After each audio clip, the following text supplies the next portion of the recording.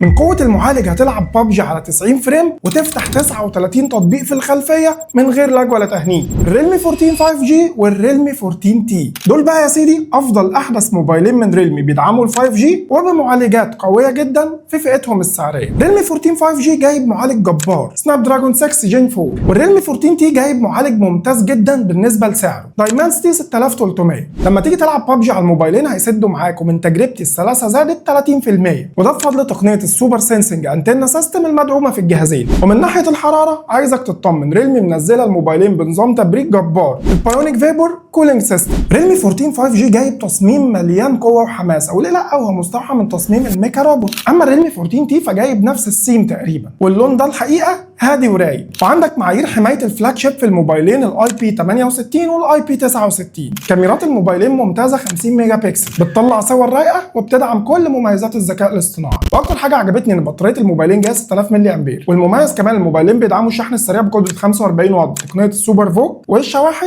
موجودة في العلبة. ريلمي 14 5G بيجي بنسخة 12 جيجا رام مع 256 جيجا ذاكرة تخزين، وبيجي بسعر 18000 جنيه. والريلمي 14 تي نازل بنسخة 8 جيجا رام مع 256 جيجا ذاكرة تخزين، وبيجي بسعر 14000 جنيه مع هدية سماعة بتنزل مع الجهازين الريلمي بادز تي 01. الأجهزة هتبتدي تتوفر من يوم 20/5، وده نفس يوم المراجعة الكاملة للجهازين. بعد الفولو الجميل واللايك المتين سيب لي كومنت برأيك في التسعير وقول لي انهي عجبك اكتر، ال 14 5G ولا ال 14 تي.